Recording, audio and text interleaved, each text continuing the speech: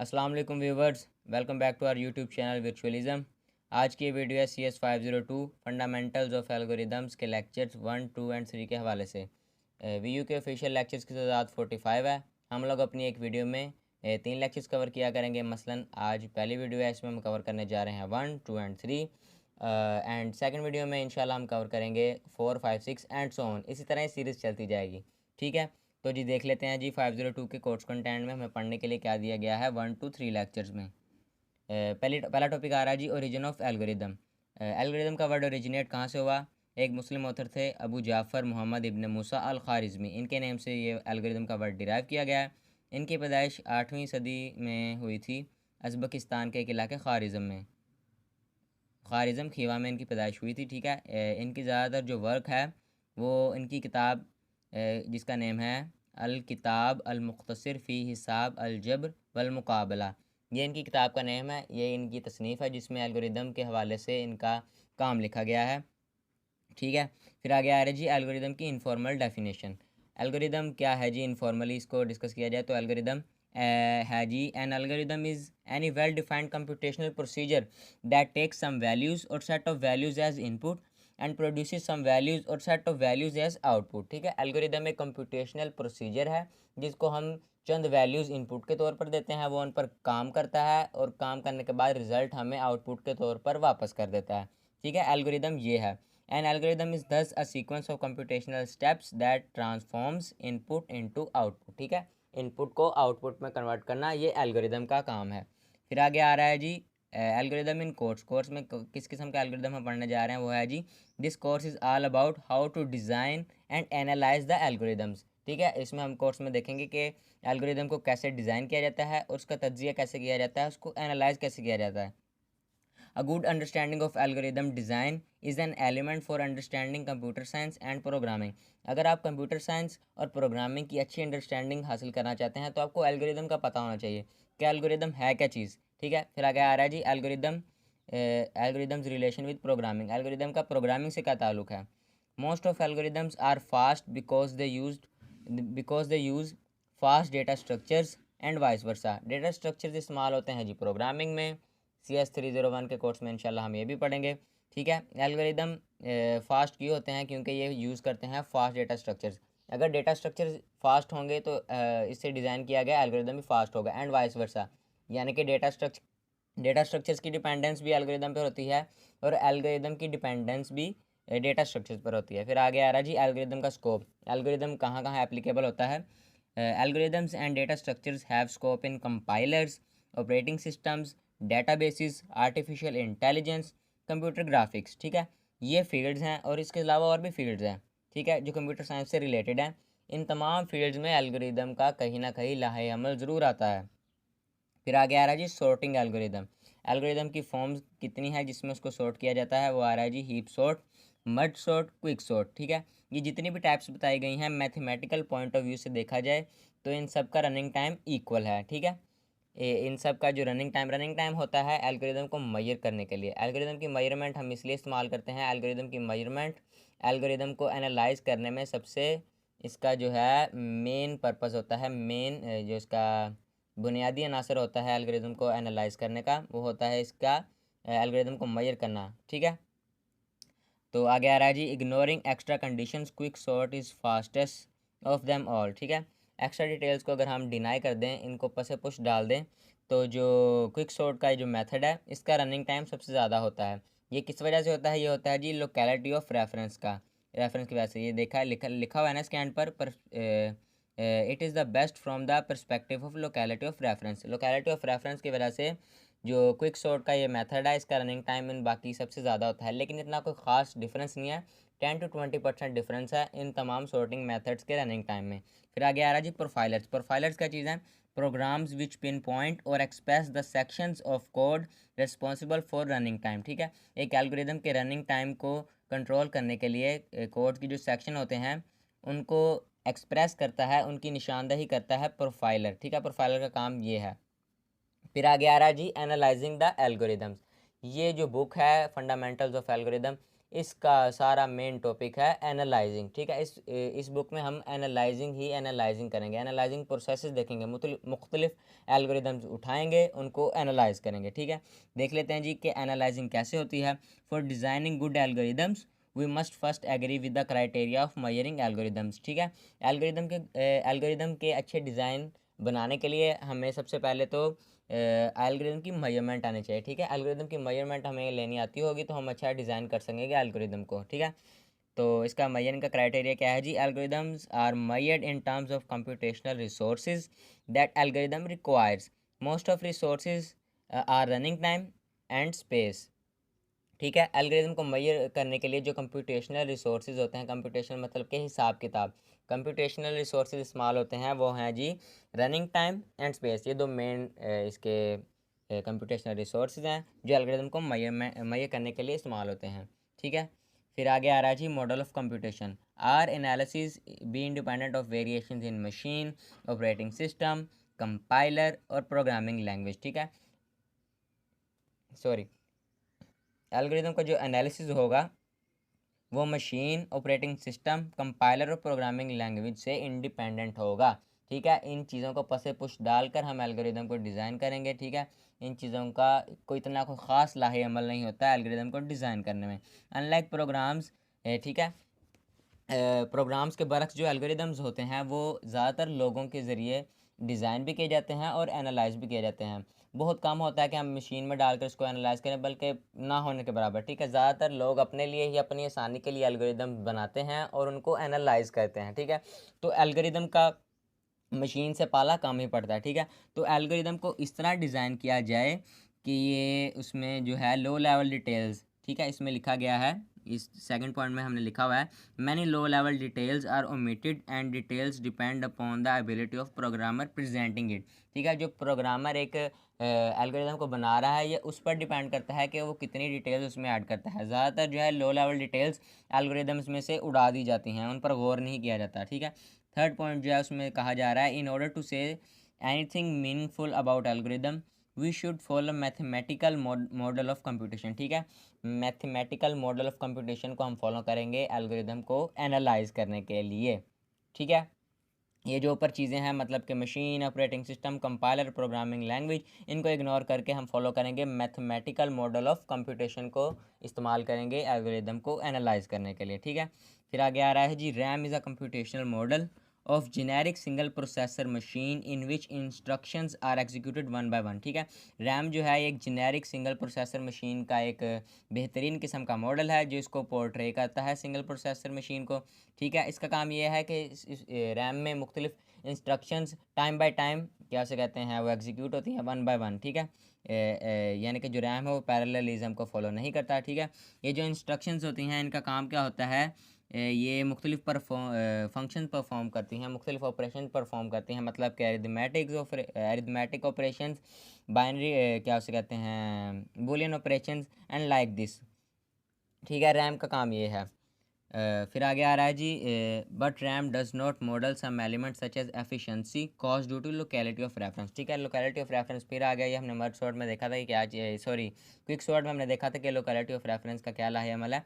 RAM जो है ये लोकेलिटी ऑफ रेफरेंस के जो टॉपिक है, जो इसका लोकेलिटी ऑफ रेफरेंस का टॉपिक है, इसको मॉडल नहीं करती। लोकेलिटी ऑफ रेफरेंस बेसिकली होता क्या है? लोकेलिटी ऑफ रेफरेंस कहते हैं tendency of processor to access same memory block again and again.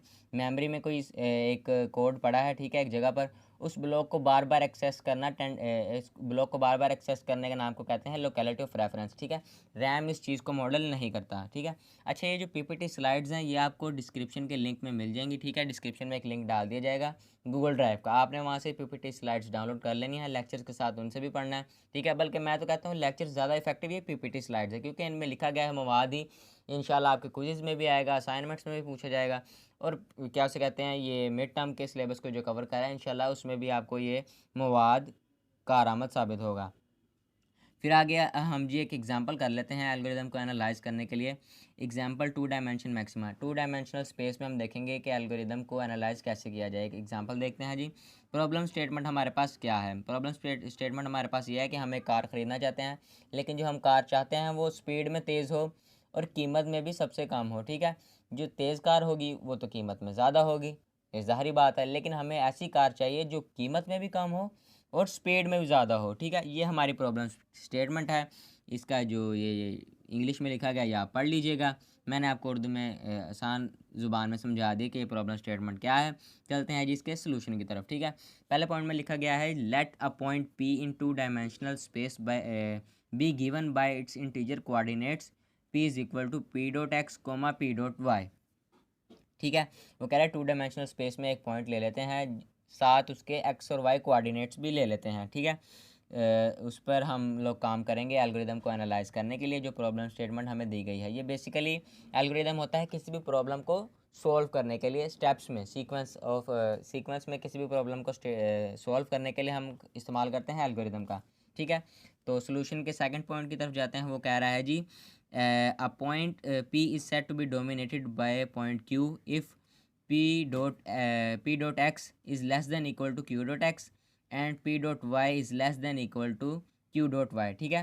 वो कह रहा है जो P के x कोऑर्डिनेट है अगर तो वो Q के x कोऑर्डिनेट से छोटा है और P का जो y कोऑर्डिनेट है वो Q के y कोऑर्डिनेट से छोटा है, तो जो पॉइंट Q है वो P को डोमिनेट कर रहा है। मतलब कि इस इस प्रॉब्लम के लिए हम लोग एक ग्राफ ड्रा करेंगे, ठीक है, जिसमें जो इसके मैक्सिमल पॉइंट्स होंगे ग्राफ के, ठीक है, वो उसको एज एन आउटपुट हम ले लेंगे अपने प्रोग्राम से, ठीक है।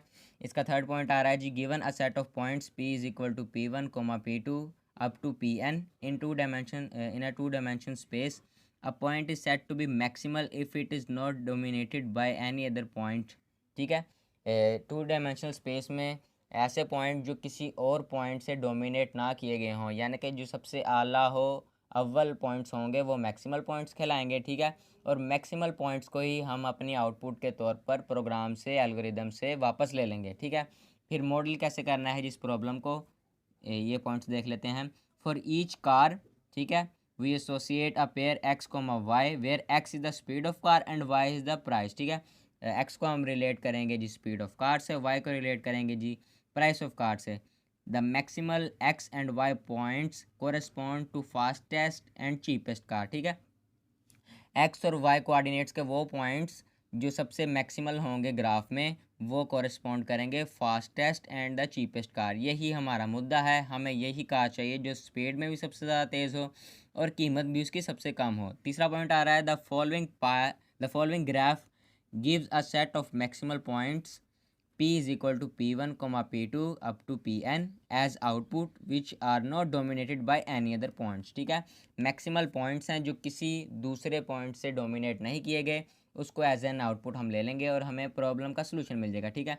ये ग्राफ है, इसमें आर्बिट्रेरीली हमने चंद पॉइंट्स ले लिए हैं, ठीक है। इस ग्राफ में तकरीबन काफ़ी ज़्यादा पॉइंट्स हैं एक्स और वाई कोऑर्डिनेट्स के अलॉन्ग, ठीक है। ये जो रेड डॉटेड पॉइंट्स हैं, मतलब कि पहला पॉइंट है जी जिसका एक्स कोऑर्डिनेट है 7, वाई है 13। अगला पॉइंट है जिसका एक्स है 12, वाई भी है 12। अगला पॉइंट है जिसका एक्स है 14 और वाई है 10। अगला पॉइंट है जिसका एक्स है 15 और वाई है 7, ठीक है। इस ग्राफ में ये जितने भी ये पॉइंट जो हमने चार हैं रेड डॉटेड हैं, ये मैक्सिमल पॉइंट्स हैं, ठीक है। ये कोरेस्पॉन्ड कर रहे हैं उन कार्स को जिनकी स्पीड भी सबसे ज़्यादा होगी और जिनकी प्राइस भी सबसे ज़्यादा होगी। हमने क्या किया जी, एक प्रॉब्लम स्टेटमेंट ली, ठीक है, उसके लिए एक मॉडल बनाया कि इसको हम कैसे एल्गोरिदम के ज़रिए इसको सॉल्व करेंगे, ठीक है। हमने उसका मॉडल बनाया, मॉडल में हमने ये देखा कि हम एक ग्राफ बना लेते हैं, ठीक है, उसमें हम कुछ पॉइंट्स ले लेते हैं, जो मैक्सिमल पॉइंट्स होंगे वो कोरस्पॉन्ड कर रहेंगे फास्टेस्ट एंड चीपेस्ट कार को, ठीक है। और उस कलेक्शन में से हम अपनी पसंद की कार चूज़ कर लेंगे, ठीक है। ये जो मैक्सिमल पॉइंट्स हैं ये कोरस्पॉन्ड कर रहे हैं जी fastest and the cheapest car को, ठीक है। इसमें से हम अपनी कार पिक कर लेंगे। ये था जी हमारा एल्गोरिदम जिसके ज़रिए हमने अपनी प्रॉब्लम को सॉल्व किया। डिस्कशन देख लेते हैं जी क्या है। Our discussion is quite mathematical, ठीक है। ये जो हमने पीछे डिस्कशन किया ये मुकम्मल तौर पर मैथमेटिकल है। इसमें कोई प्रोग्रामिंग हमने इस्तेमाल की, कोई सॉफ्टवेयर नहीं इस्तेमाल किया, ठीक है। कोई इनपुट एंड आउटपुट फॉर्मेट्स ने हमें देखे किस फॉर्मेट में इनपुट लेंगे किस फॉर्मेट में आउटपुट लेंगे, इस चीज़ का हमने कोई जिक्र ही नहीं किया, ठीक है। ग्राफ जो है ये मैथमेटिकल है टोटली, ठीक है। तो क्या उसे कहते हैं, जिस तरह के हमने पहले पीछे देखा था कि हम मैथमेटिकल मॉडल ऑफ कंप्यूटेशन को फॉलो करेंगे एल्गोरिदम को एनालाइज करने के लिए। ठीक है, ये आगे टॉपिक आ रहा है जी ब्रूट फोर्स एल्गोरिदम का। ये क्या है जी, ये किस बला का नाम है, देख लेते हैं। It is a typical problem solving technique where possible solution is achieved by checking all steps one by one. ठीक है, brute force algorithm is contrary of efficient programming. Brute force algorithm इसी तरह है कि ज़ोर बाजू पर की गई कोई चीज़, मतलब कि एक रेसलिंग रिंग है, उसमें दो पहलवान खड़े हैं। एक पहलवान वो है जिसके पास ज़ोर भी है और टेक्निक भी है, और दूसरा पहलवान उसके सामने वो है जिसके पास सिर्फ ज़ोर ही ज़ोर है। ठीक है, तो जीतेगा कौन? जीतेगा वही जिसके पास ज़ोर के साथ टेक्निक भी होगी। ठीक है, वही जीतेगा। जो ब्रूट फोर्स एल्गोरिदम है ये सिर्फ ज़ोर ही ज़ोर है। ठीक है, इसमें टेक्निक कोई नहीं इस्तेमाल की गई, और ये एफिशिएंट एल्गोरिदम के कंट्रेरी है, इसके ऑपोजिट है। एक जो एफिशिएंट एल्गोरिदम होता है उसमें टेक्निक एक टेक्निक के ज़रिए हम उसको फॉलो करते हैं, एल्गोरिदम को डिज़ाइन करते हैं, जिसकी वजह से वो इफ़ेक्टिव होता है। जबकि इसके बरक्स जो ब्रूट फोर्स एल्गोरिदम होता है, इसमें वो अपनी क्या उसे कहते हैं जिंद जान की कोशिश लगाकर उस प्रॉब्लम को सॉल्व करने की कोशिश करता है, जितने भी पॉसिबल स्टेप्स हैं उनको फॉलो करता है कि किसी ना किसी तरीके ये इसका सोल्यूशन निकल आए। ठीक है, ब्रूट फोर्स एल्गोरिदम उसको कहते हैं। ठीक है, फिर एग्जांपल देख लेते हैं जो पोर्ट्रे कर रही है जी ब्रूट फोर्स एल्गोरिदम को। पहला पॉइंट है इसका जी, let p is equal to P1, P2 up to Pn be initial set of points for each point pi, test it against all points pj. If pi is not dominated by any other point, then output it। ठीक है, वही चीज़ पीछे आगे जो हमने उस पिछली state problem में देखा था कि हम एक सेट ऑफ पॉइंट्स लेंगे पी का, उनको कंपेयर किए जाएंगे पी जे से। हर पी आई के हर पॉइंट को हम पी जे के हर पॉइंट के साथ कंपेयर करेंगे एक एक करके, जो मैक्सिमल पॉइंट्स होंगे उनको हम आउटपुट के तौर पर उठा लेंगे। ठीक है, दूसरा पॉइंट कह रहा है जी, let's be more formal and write pseudo code for this algorithm. ठीक है, इसमें भी कोई बेसिक प्रोग्रामिंग लैंग्वेज नहीं इस्तेमाल की गई, लेकिन सूडो कोड जो होता है उसका आपको पता है किसी प्रोग्रामिंग लैंग्वेज से ताल्लुक़ नहीं होता। ठीक है, उसमें बेसिक प्रोसीजर्स जो हैं उनको फॉलो किया जाता है। सूडो कोड देख लेते हैं जी इस ब्रूट फोर्स एल्गोरिदम का क्या है।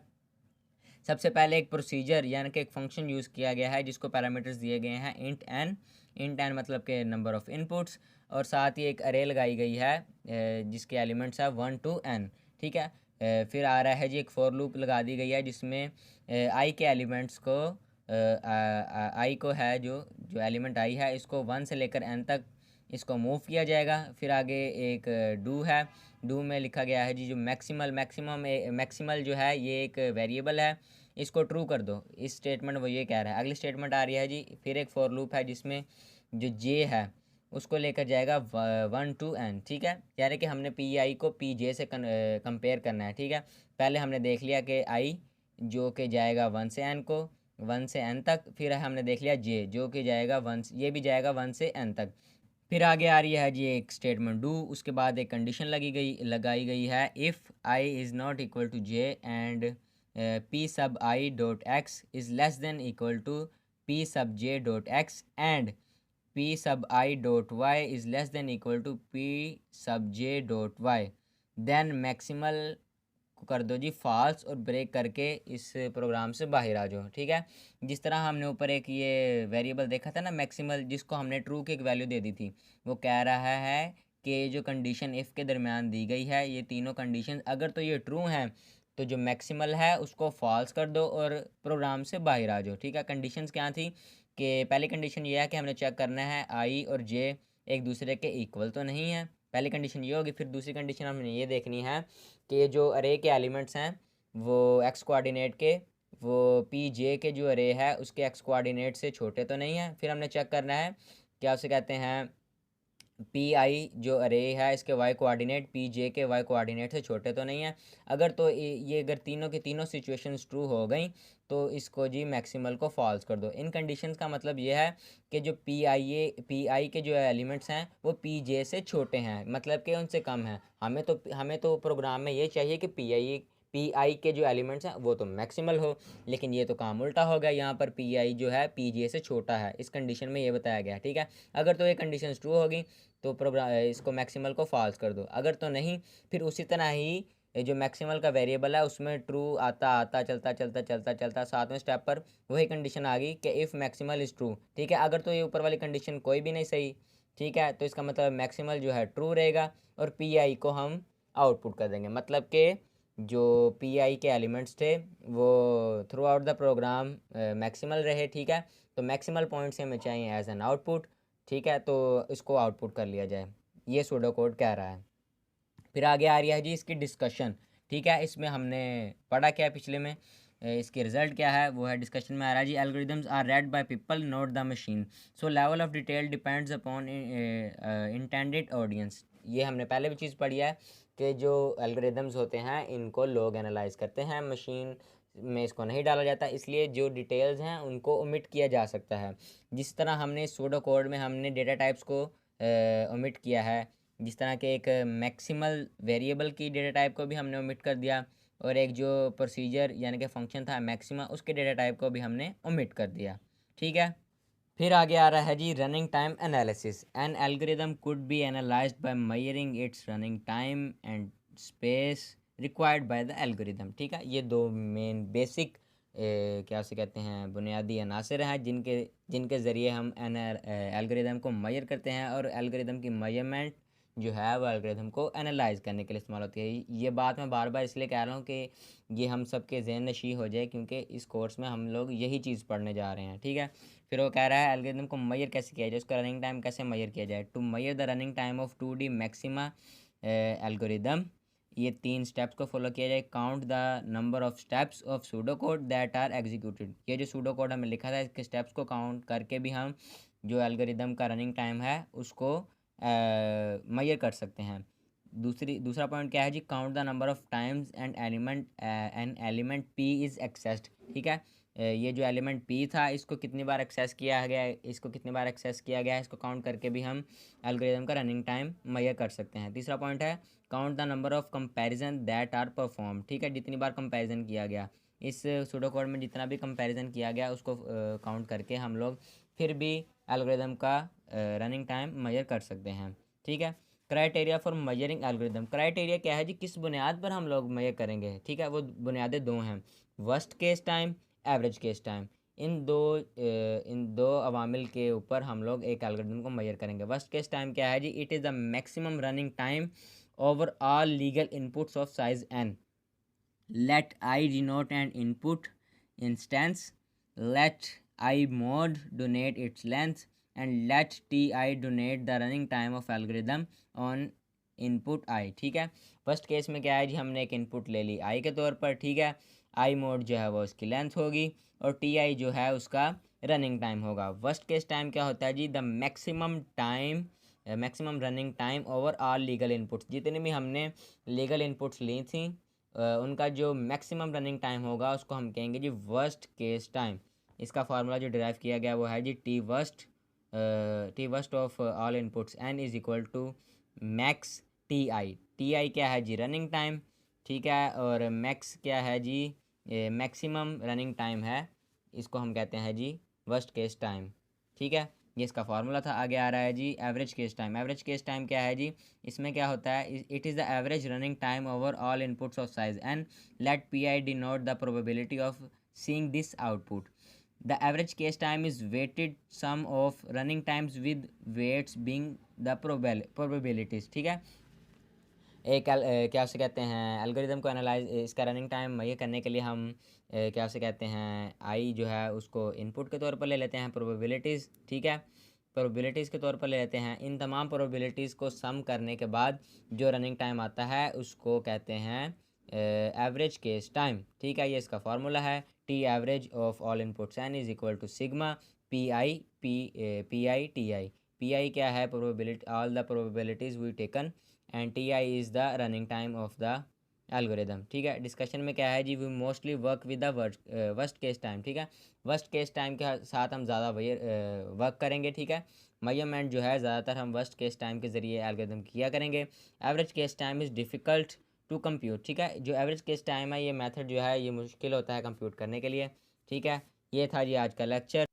और हाँ, जो इसका इन पीपीटी स्लाइड्स का जो लिंक है वो आपको डिस्क्रिप्शन में मिल जाएगा, गूगल ड्राइव का लिंक होगा। इसको आपने वहाँ से डाउनलोड कर लेना है और साथ साथ पढ़ते रहना है। ये बहुत ही यूज़फुल है। इसको छांटी करके बड़ी मेहनत से इसको इकट्ठा करके मैंने लेक्चर्स के लिए इसको यूज़ कर रहा था। ठीक है, इसको पढ़ेंगे, आपको इंशाल्लाह इससे फ़ायदा भी होगा और फाका भी होगा।